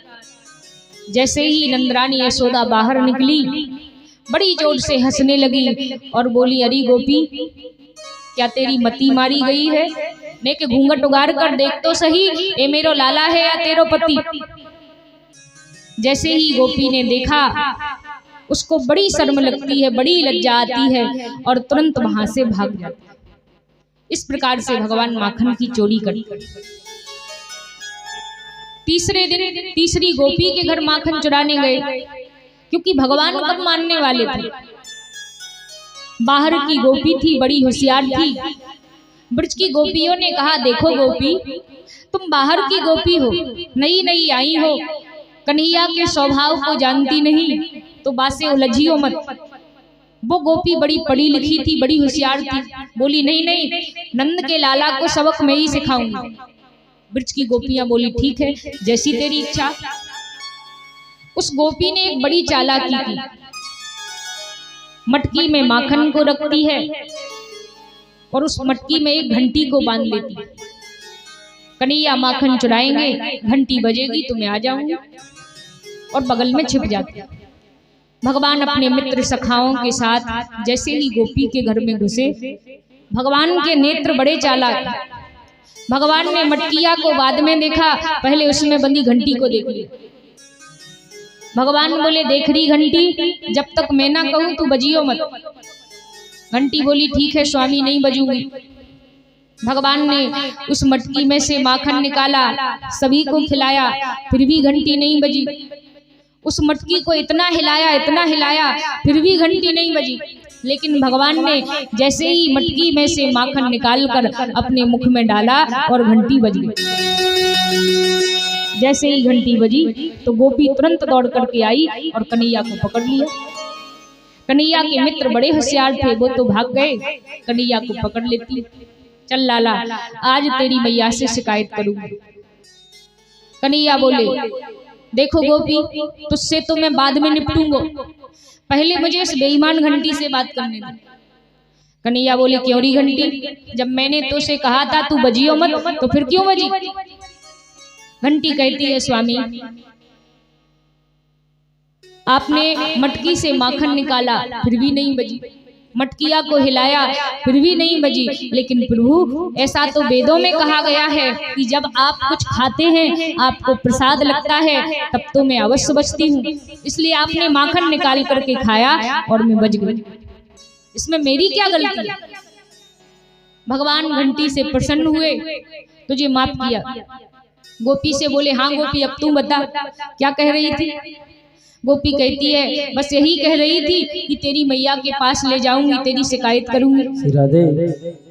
और 51 रुपए श्री गौरव सिंह की नानी टीकमगढ़, और 51 रुपए श्री भैया लाल पाल, और 101 रुपए सोहित पाल, सुपुत्री रिया और सुपुत्र शिवांश, और 51 रुपए शर्मन बड़ी वाखर वाले, और 51 रुपए श्री प्रभु दयाल बड़ी वाखर वाले सुपुत्र सचिन, और सम्मानीय श्री जाहर सिंह पटीवारे नातनी साक्षी आरोसी खुशी, और 51 रुपए श्री मलखान सिंह अहिरवार की सुपुत्री, और 11 रुपए श्री शक्करिया वंशकार जी और 11 रुपये बबलू सहरिया की सुपुत्री और 51 रुपये श्री सुरेंद्र पाल। इन सभी दानदाताओं के लिए बहुत बहुत धन्यवाद है। बाकी बिहारी इन सबका भंडारा हमेशा भरा रखें। जय श्री राधे, जय श्री श्याम। श्री सुखदेव जी महाराज कहते हैं कि भगवान जैसे ही उस गोपी की बातों को सुनते हैं कि ये गोपी मोह को पकड़कर मैया के पास ले जाना चाहती है, तो भगवान उस गोपी के हाथ में से अपना हाथ छुटा करके भागते। भगवान भागे, माखन की मटकिया को भगवान ने हाथ में उठा लिया और मटकी को लेकर के दौड़ रहे हैं। गोपी कन्हैया को पकड़ने के लिए दौड़ी और जैसे ही दौड़ी तो भगवान के हाथ में जो मटकी थी उस मटकी को भगवान ने नीचे पटक दिया। सारे फर्श पर माखन बिखर गया। अब गोपी को और गुस्सा आई, क्यों रे लाला, माखन भी चुराता है और मटकी भी फोड़ता है। तो अब गोपी और तेज दौड़ी, फर्श पर माखन बिखरा था, दौड़ती दौड़ती गुस्से में जा रही थी, नीचे देखा नहीं तो उस माखन पर ऐसी फिसली कि सिर जाकर के दीवार में लगता। कन्हैया तालियां बजाने लगे, गोपी शुक्र मना इस दीवार का, अगर ये आज बीच में ना होती तो तू कब की अपने पीहर पहुंच जाती। गोपी ने जैसे करके कन्हैया को पकड़ा। अब भगवान को पकड़कर कहती है, देख लाला, रास्ते में तो को पकड़कर तेरी मैया के पास ले जाऊंगी तो तू कैसे भी बहाने बना करके भाग लेता है। ऐसा मौका मैं तुझे नहीं दूंगी कि मैं यहाँ से तुझे बाहर ले जाऊं, इसलिए मैं यहीं पर तुझे पहले बांध देती हूँ, फिर तेरी मैया को लेकर के यहीं आऊंगी। अब गोपी कस के रस्सी से भगवान श्री हरि को बांध रही है। बांधते बांधते गोपी को पसीना आ गया। कन्हैया बोले, क्यों री गोपी, तो को पसीना आ गया लेकिन मुंह को अभी तक बांध नहीं पाई। गोपी कहती, अरे लाला, मैं ठहरी बाहर की गोपी, बांध तो को रही हूँ लेकिन गांठी बांधना नहीं आवे। कन्हैया बोले, अरे गोपी कुछ शर्म कर, तू तो इतनी बड़ी गोपी है, 45 वर्ष की है, मैं ठहरा भी नन्ना सा छोरा, नन्ना सा बालक, और देख मैं तो कम से कम 10-20 प्रकार की गांठियां बांधना जानू और ऐसी ऐसी गांठियां बांधना जानता हूँ कि कोई छोड़ भी नहीं सकता। गोपी बोली, अच्छा। कन्हैया बोले, देख गोपी, तू ये मत समझियो कि ये गांठियां कोई छोटी चीज है, गांठी बांधना भी बहुत बड़ी कला है। गोपी बोली, अच्छा। कन्हैया अपनी बातों में उलझाते हैं। गोपी कहती, अरे लाला, अगर तुम ही गांठी बांधना जानो तो मुझ को सिखाए दो। भगवान बोले, देखो गोपी, गांठी बांधना बहुत बड़ी कला है, घर पर तो सिखा नहीं सकता हूँ, जमुना किनारे सिखाऊंगा। गोपी बोली, ठीक है। हाथ में रस्सी को लिया और गोपी कन्हैया के साथ जमुना के किनारे पहुंची। भगवान ने कहा, देखो गोपी, जाओ और उस कदम के वृक्ष के पास खड़ी हो जाओ। गोपी कदम के वृक्ष के पास खड़ी हो गई।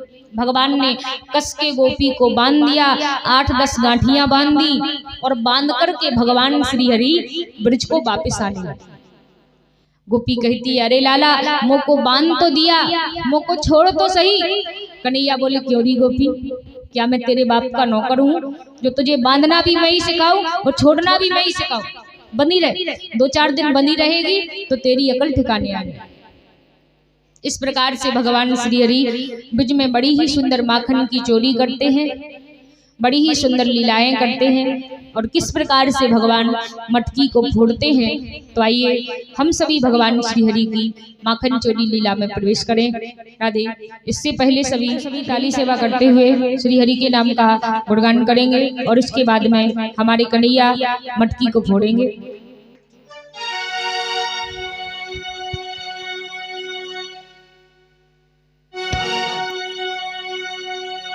श्री राधे। हो मन चल वृंदावन धाम, हो मन चल वृंदावन धाम, रटेंगे राधे राधे नाम, मिलेंगे कुंज बिहारी ओढ़ के कांवलकारी, मिलेंगे कुंज बिहारी ओढ़ के कांवलकारी, कुंज बिहारी ओढ़ के कांवलकारी।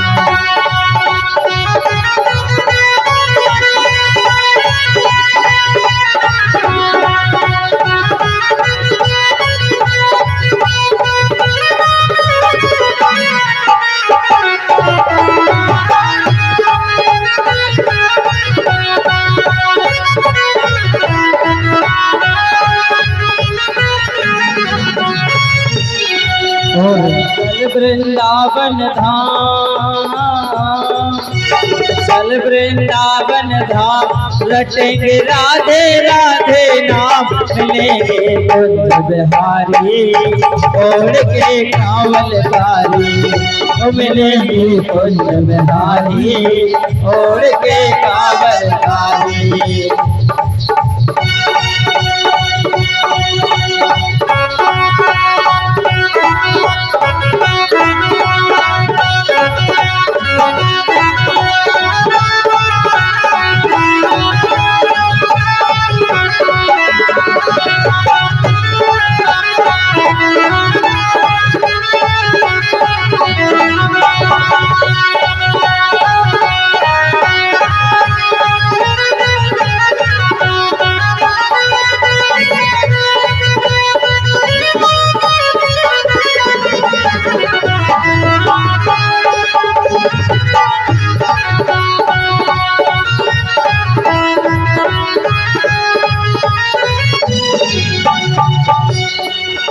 हो प्रात होते हम श्री यमुना जी जाएंगे,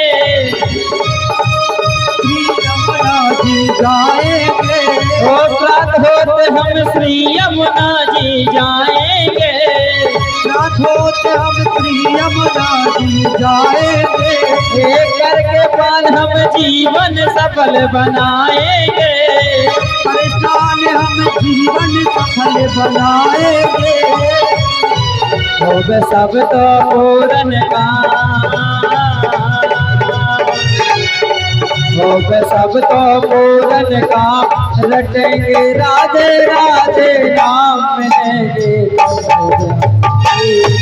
ओढ़ के कांवल कारी, मिलेंगे कुंज बिहारी ओढ़ के कांवल कारी।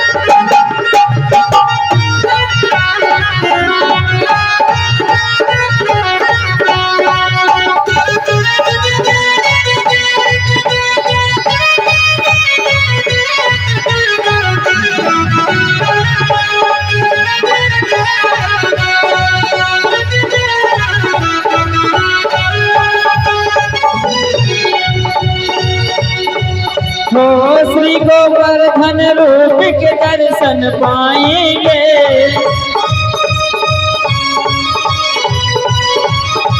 हो श्री गोवर्धन रूप के दर्शन पाएंगे, गोवर्धन रूप के दर्शन पाएंगे।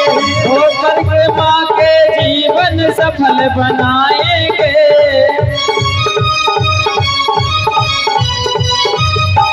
हो परिक्रमा कर जीवन सफल बनाएंगे।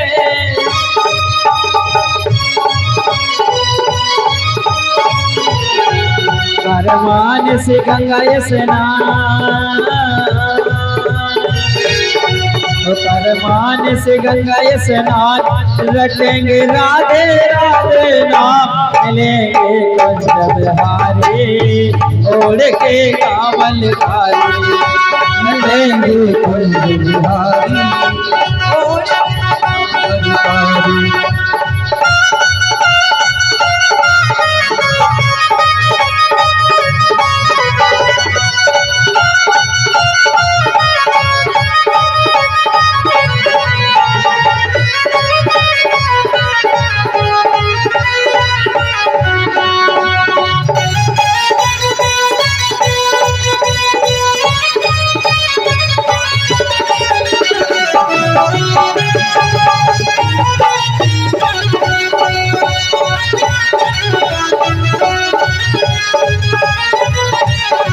मन चल वृंदावन धाम, रटेंगे राधे राधे नाम, मिलेंगे कुंज बिहारी ओढ़ के कामलकारी मिलेंगे तुम्हारी, ओढ़ के कामलकारी लेंगे तुम्हारी, ओढ़ के कामलकारी मिलेंगे तुम्हारी, ओढ़ के कामलकारी।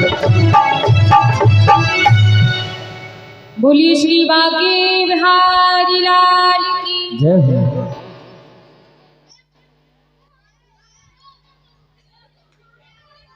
राधे। देखिए, अच्छा यहाँ पर ऐसे कितने भक्त हैं जिन जिनको नींद आ रही है? एक बार हाथ खड़ा करके बताना। किसी को नहीं आ रही? फिर ये चुटकुला किसको सुनना है?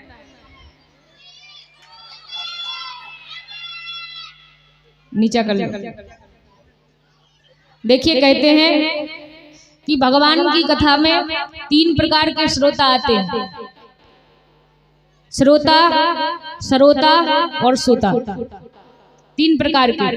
एक तो होता है फर्स्ट क्वालिटी का श्रोता, जो कथा सुनने के लिए आते हैं तो कथा शुरू होने से पहले आ जाते हैं और कथा समाप्त होती है इसके बाद जाते हैं, और जब तक कथा चलती है तो ध्यान से कथा को सुनते हैं, वो होते हैं श्रोता। इन्हीं को भगवान मिलते हैं। दूसरे नंबर के होते हैं सरोता। कौन से? आप जानते हैं, जो सिपाड़ी काटने वाला होता है, जो बिल्कुल चलता ही रहता है, ऐसे ही कथा में ये जो सरोता प्रकार के आते हैं, इनका मुंह बिल्कुल बंद ही नहीं होता, चलता है। कौन सी कथा कब होगी, ना जाने चुटकुला कब सुनाएंगे, फिर भजन कब होगा, ये वो बातें उनको कथा अच्छी ही नहीं लगती। किसी ना किसी व्यक्ति से या लड़ाई झगड़ा करेंगे या बात नहीं बनेगी तो उठ करके चले जाएंगे। इनका मुंह बिल्कुल बंद नहीं होता है। ये होते हैं सरोता। और तीसरे प्रकार के होते हैं सोता। जैसे ही कथा शुरू होती है और ये आते ही सो जाते हैं। इनके ऊपर निंद्रा देवी सवार हो जाती हैं, कुंभकर्ण जी की पत्नी निंद्रा देवी। और कहते हैं कि जो व्यक्ति कथा को ध्यान से सुनते हैं उनकी तो बात अलग है, लेकिन जो कथा में आते ही सो जाते हैं, तो जितने व्यक्ति कथा को ध्यान से सुनते हैं उनके पुण्य जागृत होते हैं, और उनके जितने पाप होते हैं उन सभी के पाप उठ करके जो व्यक्ति सोता है उसी के सिर पर जाकर के बैठ जाते हैं। इसलिए ध्यान रखें, जब तक कथा में आए तब तक सोए मत। और मुझे अपनी माता बहनों को देख करके एक छोटी सी बात याद आ गई है, लेकिन यहाँ की माता बहनें बुरा ना माने, आप तो बिल्कुल अच्छी हैं, सीधी हैं, आपकी बात नहीं कर रही। देखिए, एक पत्नी अपने पति से बड़ा लड़ाई झगड़ा करती थी, तो पति बड़ा परेशान था। और कहते हैं पत्नियां 2 प्रकार की होती हैं, एक तो धर्म पत्नी, दूसरी गर्म पत्नी। धर्म पत्नी जो होती है ये कभी लड़ाई झगड़ा नहीं करती है, ये अपने पति की सेवा करती है। और जो दूसरे नंबर की गर्म पत्नी है, इसको थोड़ी सी बात पर गुस्सा आ जाता है, 1 घंटे पूरा लड़ेंगी। और माता बहनों का एक डायलॉग तो क्लियर होता है, हर पत्नी पति को यह डायलॉग तो सुनाती ही है। कौन सा? माता बहनों का एक काम होता है, 1 घंटे लड़ाई झगड़ा करेंगी और लड़ते लड़ते जब हार जाएंगी तो कहेंगी मुझसे मुंह मत खुलवा। इतना तो जरूर कहती हैं। और माता बहनों का एक काम और होता है, पति से प्रेम से बात नहीं करेंगी, लड़ेंगी झगड़ेंगी और इसके बाद कहेंगी शुक्र मनाओ भगवान का कि इतनी अच्छी सीधी तुम्हें मिल गई। अब पति सोचता है कि जब सीधी ऐसी होती है तो टेढ़ी कैसी होती होगी। तो फिर एक पति अपनी पत्नी से परेशान होकर एक महाराज जी के पास जाता है। महाराज जी से कहता है, महाराज जी कोई ऐसा उपाय बताइए जिससे हमारी पत्नी हमसे झगड़े ना, रात दिन झगड़ती है। महाराज जी ने कहा, देखो बेटा, तुम कभी अपनी पत्नी की बड़ाई करते हो? पति कहता है, महाराज जी यही तो बात है, कोई बड़ाई लायक काम करे तो बड़ाई करूं, ऐसे ही कैसे करूं? महाराज जी ने कहा, बड़ाई लायक काम ना करे तो भी करो, इसी में तुम्हारा भला है। अगर तुम अपनी पत्नी की बड़ाई करोगे, जो भी वो खाना बनाए कुछ भी करे, अगर तुमने उसकी बड़ाई की तो फिर वो तुमसे लड़ेगी नहीं। पति ने कहा ये ठीक है। महात्मा जी की बात को सुनकर के जैसे ही घर आया, अब जैसे ही घर आता है तो घर के अंदर प्रवेश किया और जैसे ही पत्नी सामने दिखी, वाह वाह भगवान ने कितना सुंदर बनाया है, पूरी दुनिया में तुमसे सुंदर तो कोई है ही नहीं। ऐसे लगता है जैसे कोई सुंदरता की देवी स्वर्ग से नीचे आ गई हो, और तुम्हारे हाथों में तो इतना जादू है कि तुम जो भी बनाती हो उसकी तो बात अलग है, लेकिन अगर तुम पानी को भी छू लेती हो तो पानी भी अमृत हो जाता है। पत्नी सोच रही है आज तक ये बड़ाई नहीं करता था, आज इसको क्या हो गया। जैसे ही घर पर आया है बड़ाई के पुल बांधे जा रहा है। पत्नी ने भोजन बनाया, थाली परोस करके सामने रखी। अब पति ने जैसे ही थाली देखी, वाह तुम्हारे हाथों में तो जादू है, कितनी बढ़िया भोजन की खुशबू आ रही है। अरे रोटी को उठाया, रोटी को देखा, अरे रोटी नहीं है तो चांद का टुकड़ा है, चांद का टुकड़ा। पत्नी को बड़ी गुस्सा आई। जैसे ही किचन के अंदर गई, अब पत्नी एक बेलन उठा करके आई, 2-4 फटकार दिया। पति बोला तुम मार भी बहुत अच्छा लेती हो। 2-4 बेलन फटकार दिए। पत्नी सोच रही है, अब पति ने कहा अरे आज तक तेरी बड़ाई नहीं की और आज बड़ाई कर रहा हूं तो भी मुझे मार रही है। पत्नी बोली क्यों रे, 45 साल हो गए मुझे अपने हाथ से खाना बनाते बनाते, तुझे खिलाते खिलाते, आज होटल से क्या मंगा लिया, बड़ाई पर बड़ाई ही कर रहा है। तो किसी के कहने में ना आकर के कभी कभी दाव उल्टे पड़ जाते हैं। तो अपने दिमाग से खुद सोचेंगी हमें क्या करना है क्या नहीं करना है। और आजकल की बहुएं तो बड़ी अच्छी होती है। सास कहेगी बहू बेटा तुम्हें भोजन बनाने में, कुछ बनाने में क्या आता है। बहू बोली माँ जी मुझे बनाना तो कुछ नहीं आता, बस किचन में जाते ही चक्कर आता है, इतना ही आता है। एक दिन बहू बढ़िया चावल बना रही थी, माँ जी को प्लेट में परोस करके चावल दिए। सासू माँ जी उन चावलों को बड़े प्यार से खा रही थी। खाते खाते एक कंकड़ उनके मुख में दांत के नीचे दबा। सासू माँ जी को बड़ी गुस्सा आई, अपनी बहू को डांटती है, अरे ठीक से देख नहीं सकती क्या, तेरी आंखें नहीं है, अरे इन कंकड़ों को छांट तो देती।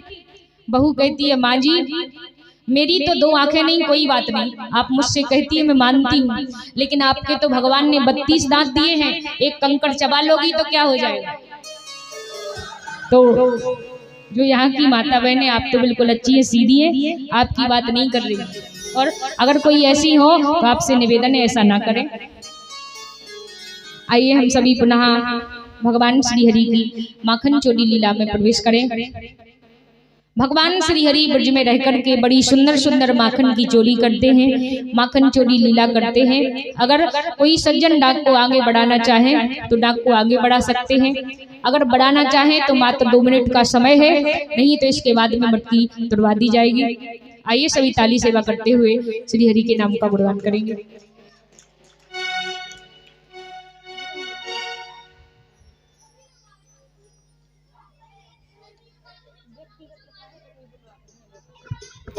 और अगर किसी को डाक को आगे बढ़ाना है तो जल्द से जल्द बढ़ा सकते हैं,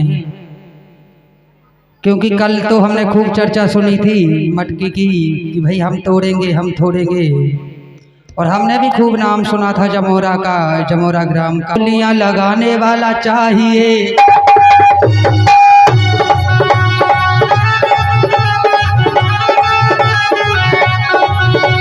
लगती है गोलियां लगाने वाला चाहिए, लगती है गोलियां लगाने वाला चाहिए।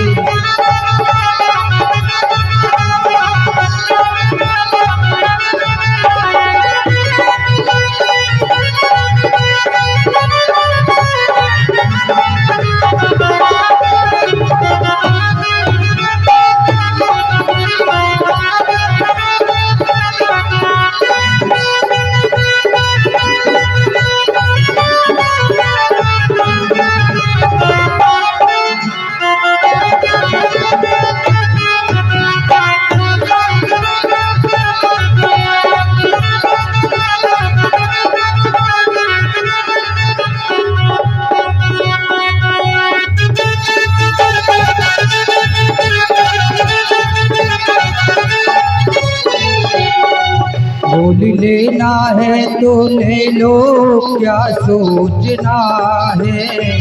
फूल लेना है तो ले लो, क्या सोचना है। क्या होगा होगा होगा, क्या सोचना है।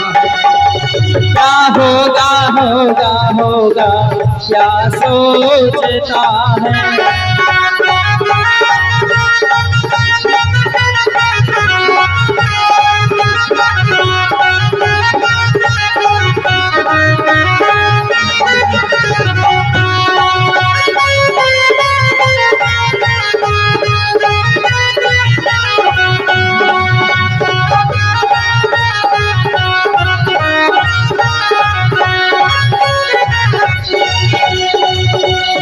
शाम तेरी बंसी पागल कर जाती है।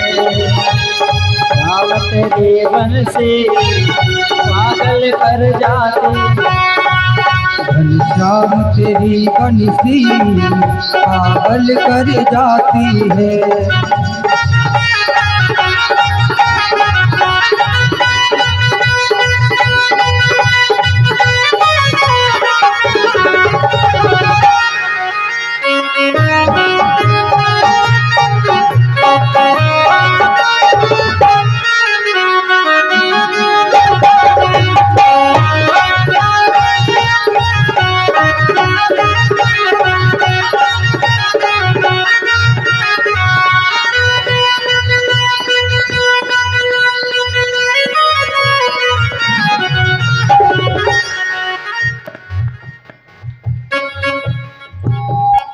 मटकी की डाक 1101 रुपया परम सम्मानीय महेंद्र सिंह मुखिया जी के सुपुत्र भैया शैलेंद्र और भरत भैया के सुपुत्र सनत राजपूत।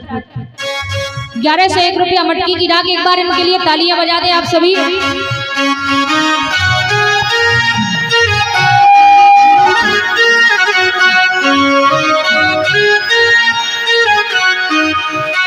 बड़ो अच्छो लगो। चलो एक जने और आ गए। अबे तो बहुत जने आए, ऐसा लग रहा हमें जमोरा गांव आए जो।